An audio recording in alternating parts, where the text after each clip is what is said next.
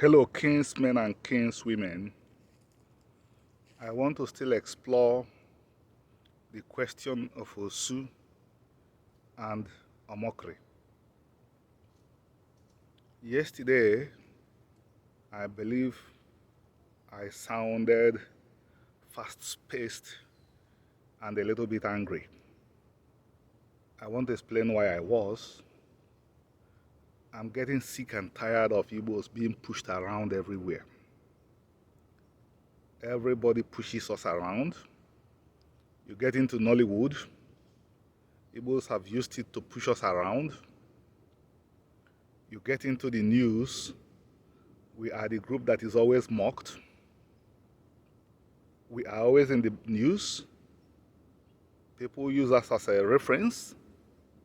I'm sick and tired of all that.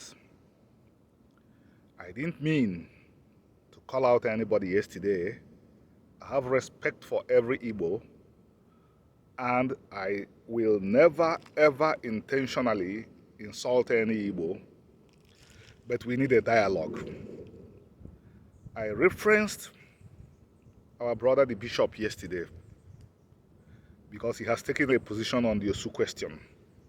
To quote him, the best way to fight the discrimination is to explain to Igbos or to tell Igbo people that the Diala are people, or that Diala means husband of the god Allah.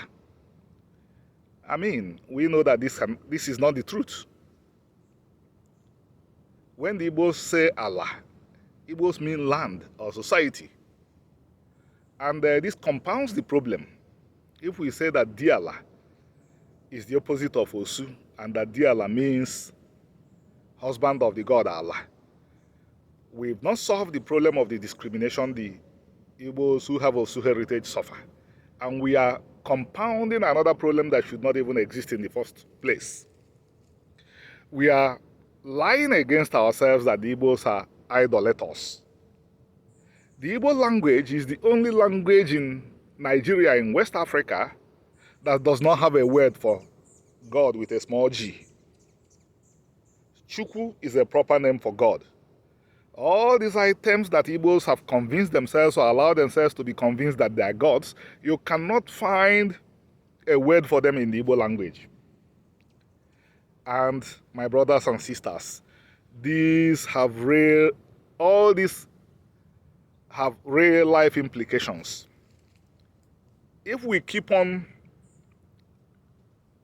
distorting our history, lying against ourselves, our children will reap all this in the future. And Igbo does not think that he has anything to impart to the English in religion or to the Italian in religion, because the Igbos have convinced themselves that they were idolaters when the Europeans met them. And this is too far from the truth. And if you do not believe that you can talk to somebody, how can you be convinced that the person cannot colonize you? So what we are laying the foundation is for our children to feel inferior. And is this the legacy we want to bequeath to our children? Is this the legacy? Don't we want a future where the Igbo will feel that he's an equal to the American, to the Chinese, to everybody in the world? Why do we keep on cutting ourselves? Omokri wouldn't have waded into the Igbo question if he had not found room to penetrate. I repeat what I said yesterday. Igbo scholars carelessly attached the word outcast to the Osu. The Osu was never an outcast in the Igbo society. The Osu lived with regular Igbos in the same society. The Osu had the rights that other Igbos had. The only difference between the Osu and the non-Osu was that the Osu could not marry from that community where he was the Osu. And why? Traditionally, Igbos marry from their communities, and people never became Osu in the communities which they traditionally belonged to. People only became Osu when they had issues and had need to go into a sanctuary in another community. So these people that ended up being Osu, we are not from those communities they resided in. So they did not marry with those people.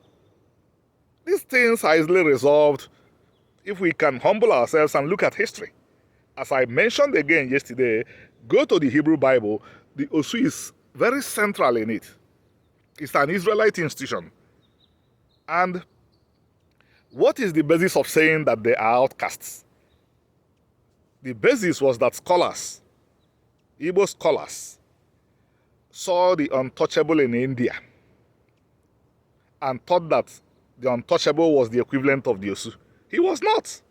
The untouchable in India is a person whose shadow, even in 2021, if his shadow falls across a person of the upper class, he could be killed. Meanwhile, do you have classes in Igbo society? I come from an Obi, but I'm not in any class that any other person in Ozobele is not from. We don't have classes in the Igbo society. Meanwhile, compare and contrast the Osu and the untouchable in India. The untouchable could be killed because his shadow falls across a Hindu of the upper class. But then compared to the Osu, if you say harsh words to the Osu, the community comes around and penalizes you. What you find in India, you find in Japan. The ETA are equivalent to what you find in India.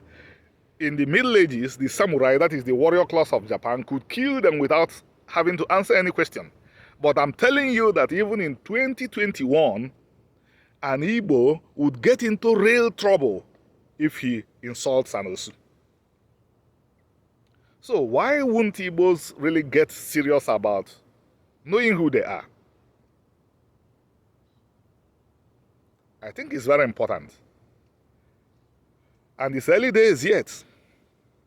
We are raising generations that will feel inferior to their peers all over the world because what they imbibe is that Igbos, we are pagans, Igbos, we are idolaters, Igbos, we are nothing. And when we put up these stories, I don't know, strangely, Igbos think they are harming their ancestors and harming their culture. But what are you without your culture?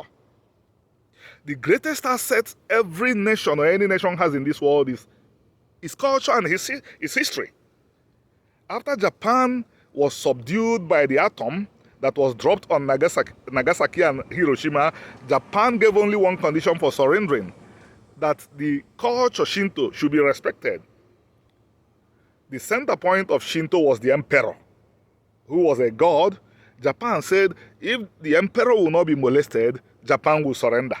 Japan did not say, no, protect that Mitsubishi, Toyota, and so on and so forth. It said, protect our culture.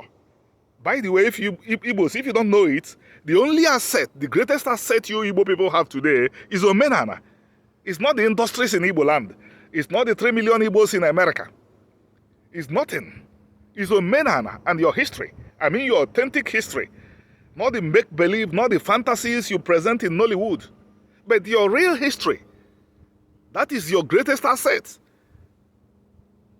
America sends people to the moon. Why? Because American culture propels Americans to think of going to the moon.